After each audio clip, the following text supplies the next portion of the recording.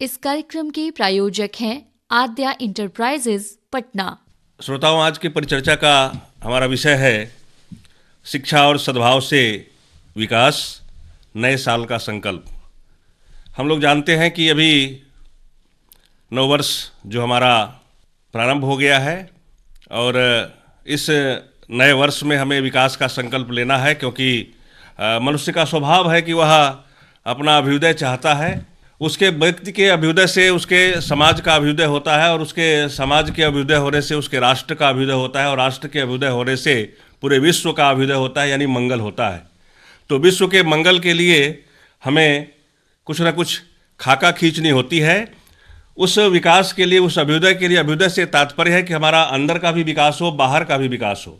ऐसा ना हो कि हम केवल बाहर हम विकास को प्राप्त कर लें और हमारा अंदर का जो तत्व है वो विकसित न हो। इसलिए यहाँ अभ्युदय से तात्पर्य है कि बाहर और भीतर दोनों की विकास की बात है।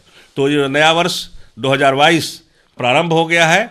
तो इस 2022 में हम किस प्रकार का संकल्प लेना चाहते हैं, अपने भारतवर्ष को किस दिशा में ले जाना चाहते हैं, उसके लिए जो हमारे टूल्स होंगे वो क्या होंगे, तो वो हमारे दो टूल्स होंगे, शिक्षा और सद्भाव। आइए इसी विषय पर, शिक्षा और सद्भाव से विकास संभव है और यही विकास हमारे इस नए वर्ष का संकल्प है। आज हमारे इस कार्यक्रम में हमारे साथ विशेषज्ञ के रूप में जुड़ी हुई हैं श्रीमती ममता जी और हमारे साथ जुड़े हुए हैं श्रीमान पीटर आरोग्य स्वामी जी। आप सबों का हार्दिक अभिनंदन है। और सबसे पहले मैं जानना चाहूँगा कि ममता जी शिक्षा से जुड़ी हुई हैं, आप जो बुनियादी जो सुविधा है, बुनियादी जो ढांचा है जिसके कारण से कोई राष्ट्र विकसित होता है, किसी व्यक्ति का विकास होता है, उसमें शिक्षा की अहम भूमिका है। तो ममता जी, आप इसको किस रूप में देख रही हैं, कैसे विकास में शिक्षा की भूमिका है और उसके लिए हमें किस प्रकार की योजनाएं बनानी चाहिए, कैसे हमें शिक्षा को लेकर के आगे चलना है जिससे भारत एक विकसित राष्ट्र के रूप में विश्व में अपनी धाक जमा पाए। धन्यवाद कर्ण जी। सर्वप्रथम तो मैं आपको धन्यवाद दूंगी कि आपने एक बहुत ही महती विषय पे हम सबका ध्यान अपनी तरफ आकर्षित किया है। और इसमें जो है, जहाँ तक आप बात करते हैं शिक्षा की, तो हमें लगता है कि हम सब इससे अवगत हैं कि शिक्षा ही जो है वो एक बुनियादी ढांचा है जिससे किसी भी राष्ट्र का निर्माण होता है। और ये आज ही का ये विषय नहीं है, ये तो अनादिकाल से चला आ रहा है, आदि और अनादिकाल से, कि हमारा शिक्षा ही जो है वो हमारी गुणवत्ता का, हमारी विकास का एक बहुत बड़ा माध्यम है। क्योंकि जब तक हमारे बच्चे शिक्षित नहीं होंगे तो हम लोग एक अच्छे राष्ट्र का निर्माण नहीं कर सकते हैं। पर एक चीज़ की ओर हम इसमें चर्चा का विषय ले जाना चाहेंगे कि शिक्षा से जो आपने एक चीज़ हम लोगों से पूछी है कि क्या किस तरह के स्कीम्स का हम लोग को इसमें लानी चाहिए। जी। तो मेरा अपना मानना है कि शिक्षा जो है सिर्फ स्कीम बना देने से या कोई बड़े बड़े हम लोग के बदलाव लाने से शिक्षा में, या शिक्षेतर नीतियाँ बनाने से शिक्षा का विकास नहीं होता है। शिक्षा जो है वो एक तरीके से आदान प्रदान की नीति है।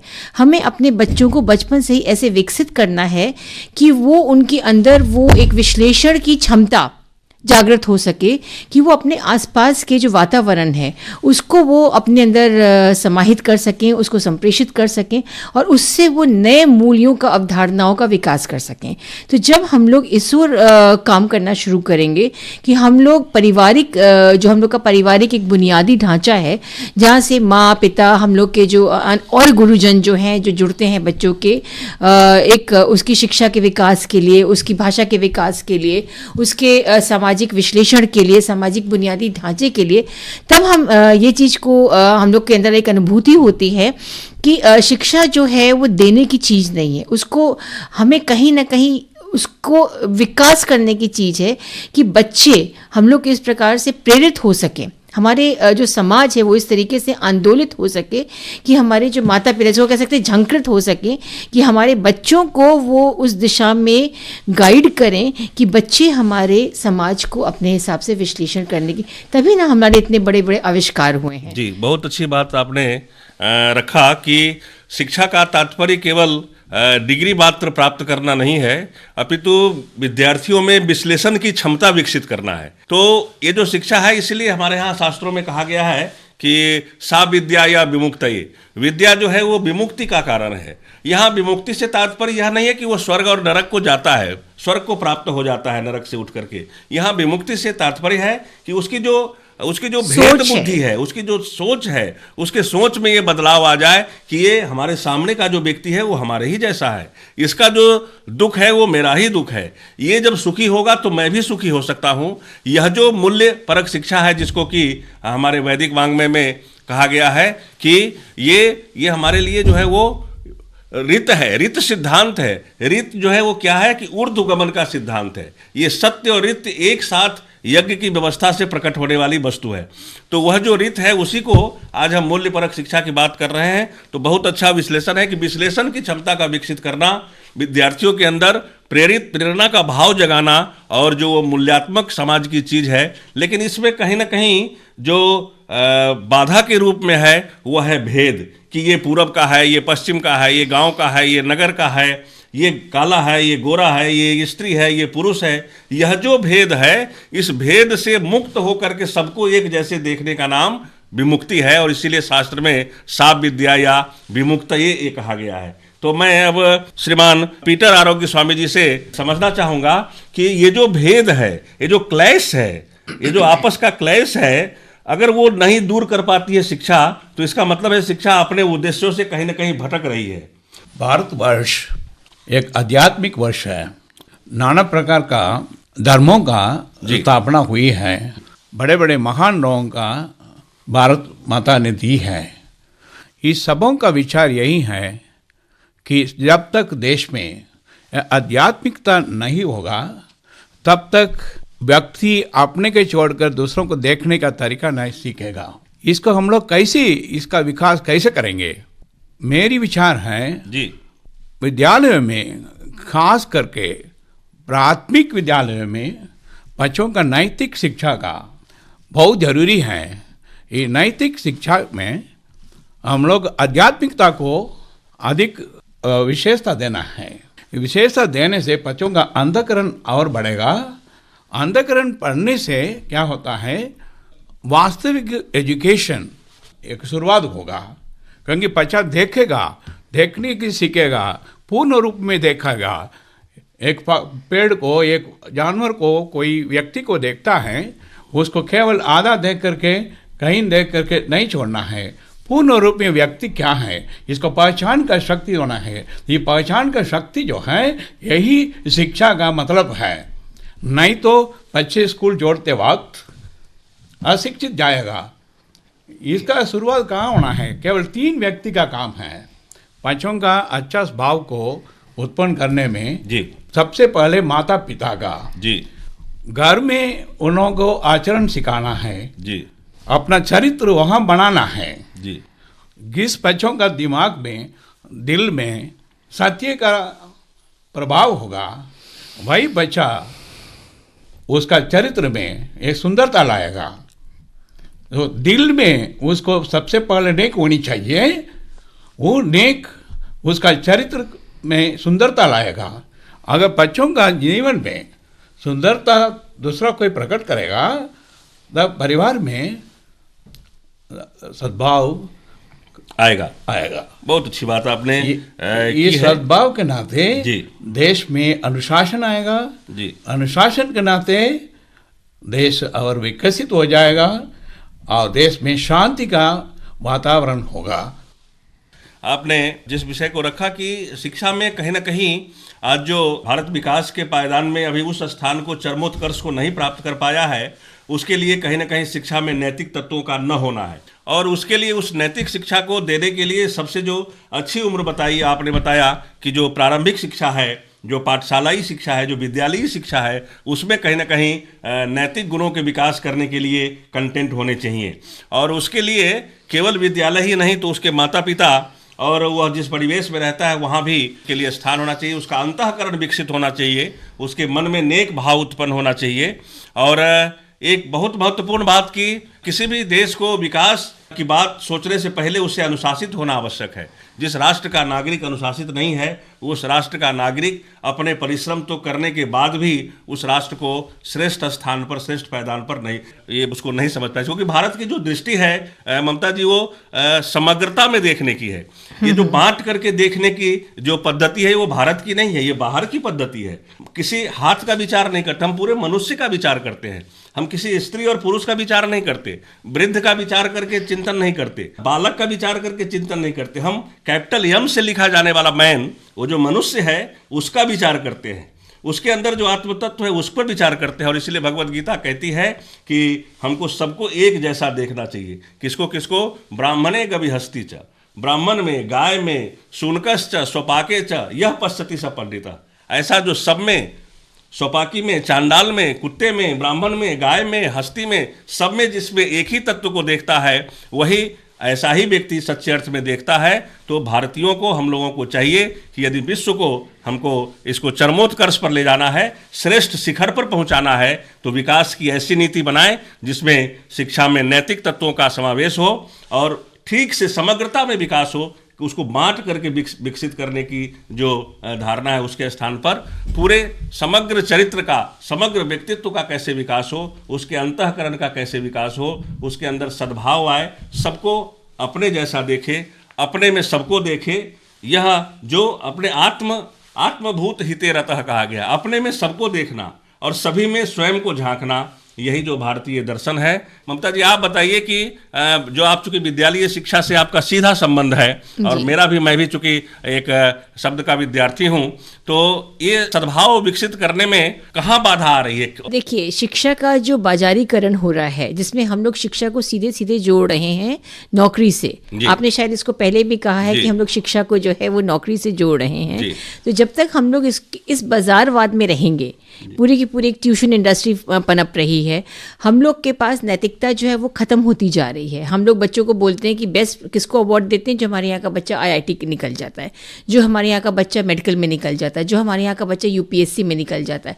हम लोग अपने विद्यालय में किसी उस छात्र को जो है बेस्ट अवार्ड नहीं देते जिसने समाज में जाके कोई बहुत बड़ा बदलाव लाने की कोशिश की हो। अभी आज ही हमारे स्कूल में एक छात्र आया मेरे पास, उसके पिता का इनफैक्ट कल फ़ोन आया, वो बोला कि हम 25 कंबल जो है वो एक अनाथ आश्रम में देना चाह रहे हैं। तो हम लोग जिस दिन इस तरह के छात्रों को हम लोग जो है वो सर्टिफिकेट्स देंगे, उन लोग के वैल्यू सिस्टम्स को इनकरेज करेंगे और हम लोग अपनी शिक्षा को, क्योंकि हम लोग भी कंपटीशन में हैं, प्राइवेट स्कूल्स तो सीधे सीधे कंपटीशन में है एक दूसरे से, और उनका सीधे रहता है कि हम तभी अच्छे होंगे जब अपने आगे बेस्ट रिजल्ट्स दिखाएंगे। तो हम लोग इस बेस्ट रिजल्ट्स की जो चुनौती अपने ऊपर झेल रहे हैं, जिस दिन हम लोग इससे ऊपर उठ जाएंगे, उस दिन हमें लगता है कि हमारी शिक्षा में वो गुणवत्ता आ जाएगी जिसके लिए आप बार बार कह रहे हैं कि हमारी वैदिक नीति, हमारा सनातन धर्म, हम लोग की जो सारी के सारे जो शास्त्र हैं और हमारा पूरा जो एक धर्म विवेचना है वो आगे बढ़ रही है। तो उस दिन हम लोग जो है वो आगे बढ़ पाएंगे। बहुत अच्छी बात आपने की है कि हमें कहीं ना कहीं ये सफल होने का जो मानदंड है उसको रिविजिट करना होगा। हमें उसके अंदर फिर से झांकना होगा कि क्या इस अंकों के खेल में जो आगे चला गया, क्या वही सफल है, या समाज में कुछ ऐसा काम कर गया जो अपनी रचना धर्मिता से, अपनी सेवा से, अपनी योग्यता क्षमता को समाज के हित में लगा रहा है, जो वंचित रह गया है, जो कहीं इस विकास के दौर में पीछे छूट गया है, उसको यदि वो आगे सामने ला करके उसके चेहरे पर मुस्कान ला रहा है, तो ऐसे भी व्यक्ति के द्वारा जो किया गया प्रयत्न है, जो अवदान है, वह भी पुरस्कार के योग्य है, वह भी श्रेष्ठ है। कहीं ना कहीं श्रेष्ठता के उस मानदंड को फिर से विचार करने की परिभाषा को बदलना होगा, उसकी परिभाषा को बदलना होगा कि क्या इन अंकों के खेल में जो आगे चला गया, क्या वही श्रेष्ठ है, या किसने कुछ कम अंक ला करके भी समाज के उस वर्ग की चिंता की है, जिसको कि अपने एक विचारक रहे हैं। मैं इस अवसर पर उनका नाम कोट करना चाहूंगा। दुनिया में ऐसा कोई एसोसिएशन नहीं हुआ जिस एसोसिएशन का नाम जीरो एसोसिएशन हो। शून्य संगठन बनाया था और वह व्यक्ति पंडित दीनदयाल उपाध्याय थे, जो अपने ही साथ के अध्ययन करने वाले विद्यार्थी जो 0 नंबर पाते थे, उनको अलग से गणित सिखाने के लिए वो अपनी कक्षाएं लेते थे और उसका एसोसिएशन का नाम रखा जीरो एसोसिएशन, क्योंकि वो गणित में बहुत अच्छे थे। और जब वो कानपुर में विद्यार्थी थे तो उन्होंने तय किया कि जो भी हमारे साथ अध्ययन करने वाले व्यक्ति 0 नंबर पा रहा है, मैं उसका संगठन बनाऊंगा, उसको ऊपर लाऊंगा और उसको गणित में कैसे अंक प्राप्त कर सके, इसके लिए उन्होंने सफल प्रयोग किया। कहीं ना कहीं हमें उस बात की ओर फिर से झांकना होगा, ऐसे महापुरुषों के उदाहरण को समक्ष रखना होगा। और मैं समझता हूँ तभी ये जो नए साल का संकल्प विकास को जो हम जहाँ ले जाना चाहते हैं, भारत के उस शिखर पर ले जाना चाहते हैं विश्व के विकास के दौर में, वहाँ हम पहुँच पाएंगे। मैं एक बार पुनः अपने आरोग्य स्वामी जी से जानना चाहूँगा कि आप इन बातों से कहाँ तक सहमत हैं। मेरे विचार यही है कि हम लोग को शिक्षा में यही एक बात बच्चों को हम लोग समझाना बहुत जरूरी है। ईश्वर ने बनाया सारे चीज को जी, सबके लिए बनाया है जी। जब तक हम और तुम होकर रहेंगे, दूसरों को सेवा में हम लोग कभी आ नहीं सकते हैं, विकास को उचित पूर्वक नहीं ला पाएंगे। इसलिए हम और तुम इस शब्द को हमारे दैनिक जीवन में हटाने के लिए क्या करना है, हम लोग सीखना है अहम ब्रह्म अस्मि, ईश्वर हम पर रहते हैं और तत्वमसि तुम पर भी रहते हो। तब हम और तुम इसका भावना हट जाएगा, तभी घृणा की जगह होकर नहीं होगा, एक दूसरे के विरोध में कुछ सोचने का तरीका भी नहीं आएगा हम लोगों की जिंदगी में। बहुत अच्छी बात आपने स्वामी जी रखा कि ये जो भेद कारण है वो द्वैत है, जो हम एक दूसरे को अलग अलग समझते हैं, उस द्वैत की जगह हमको अद्वैत की कल्पना करनी पड़ेगी। जो तत्वमसि है वो तुम वही हो जो मैं हूँ, यत् पिंडे तत् ब्रह्मांडे, जो पिंड में है वही ब्रह्मांड में है। इस बात को समझने की आवश्यकता है और मैं और तुम की जगह हम दोनों एक हैं। यह जो भेद बुद्धि है इसको समाप्त करने की जरूरत है और इसलिए उसके लिए सेवा की आवश्यकता है, क्योंकि सेवा संसाधन पर सबका अधिकार है, सबको उसका हिस्सा मिलना चाहिए। सेवा परम धर्म है, सेवा ही परमो धर्म, ऐसा कहा गया है। इसी बात को संभवतः आप रेखांकित करना चाहते हैं। शिक्षा में केवल एक्सलेंस नहीं देखा जाता है जी, असली शिक्षा में जी, हम एक दूसरों के लिए जी सकते हैं क्या नहीं, जी, ये भाव को जब तक हम लोग उत्पन्न नहीं करवाएंगे जी, तब हमारा शिक्षा बेकार होगा। जी, अगर उसको अच्छे ढंग से बच्चों के जीवन में सबका विकास के लिए वो अपने आप को देने के लिए हम लोग सिखाएंगे, तभी ये भावना आएगा ईश्वर और हम एक हैं, इसलिए तुम और ईश्वर भी एक हैं, इसलिए हम और आप भी एक हैं। ये एकता भी देश में बनाया रहेगा, यही सद्भाव का एक आधार बनेगा और विकास का शुरुआत होगा। बहुत अच्छी बात आपने की, क्योंकि द्वैत जो है वो वही समस्या के मूल में है। उस द्वैत को हटा करके अद्वैत के भाव को विकसित करना है विद्यार्थियों में, और उसके लिए त्याग और समर्पण, ये दो हमारे जो है वो संप्रत्यय होंगे, दो टूल्स होंगे जिनके आधार पर हम उनके मन के अंदर जो यह द्वैत भाव है, ये जो द्वंद्व है, ये जो पेंडुलम की स्थिति है कि मैं कैसे समझूं कि वो मेरा ही है, इस भाव को दूर करके ऐक्य पे लाया जा सकता है और यही एकता सद्भावना के रूप में परिलक्षित होगी। और यही सद्भावना के कारण शिक्षा में के माध्यम से जो व्यक्ति हमारा तैयार होगा वह निश्चित रूप से राष्ट्र को आगे ले जाने तक के लिए स्वप्न देखेगा। ममता जी, आप इस विषय में सीधे सीधे जो बाल मन है उस बाल मन को आप किस रूप में देखती है? क्योंकि बाल मन में तो सद्भाव ही रहता है, मुझे लगता है कि वो एकदम बिल्कुल सपाट होता है, उसमें किसी भी प्रकार की कोई भेद बुद्धि नहीं होती। ये हम अभिभावक ही हैं जो उसको सिखा करके भेजते हैं कि ये छात्र है, ये छात्रा है, ये इस वर्ग से आता होगा, ये इस वर्ग से आता होगा। बच्चे तो बिल्कुल ऐसे होते हैं, पारदर्शी मन के होते हैं। तो कहीं ना कहीं इसके लिए अभिभावकों को जागरूक करने के लिए शिक्षा व्यवस्था में कोई मैकेनिज्म है क्या? इस पर हम आपके विचार जानना चाहेंगे। हाँ, हम लोग लगता है कि हम लोग के पास जो शिक्षा व्यवस्था है उसमें पेरेंट्स टीचर मीटिंग बराबर होती रहती है और अभिभावकों के साथ हम लोग का एक जो अंतरंग गुफ्तगू होता है जिसमें प्रिंसिपल्स का भी बहुत इम्पॉर्टेंट रोल होता है, उसको जो है हमें बढ़ाना होगा। और हमें ये समझना होगा कि जो आपने जैसे एक बार आपने भी कहा हुआ है कि एजुकेशन जो है वो हम लोग बच्चों के अंदर फीड कर देते हैं, तो हमें ये ध्यान रखना होगा कि बच्चे रोबो नहीं हैं, बच्चे कंप्यूटर की मशीन नहीं हैं, वो एक जीती जागती हुई एक इंसान है। और जब तक उनके अंदर वो भावना नहीं आएगी अपने आसपास संप्रेषित होने की, अपने आसपास के लोगों को, अपने आसपास के दर्द को महसूस करने की, तब तक जो है शिक्षा का सही विकास नहीं हो पाएगा, तब तक बच्चों के अंदर समग्र विकास नहीं हो पाएगा। तो बाल मन जो है वो ऐसे भी एक मिट्टी का एक छोटा सा लूंदा है, तो हमें उसको जैसे भी चाहे हम ढाल सकते हैं।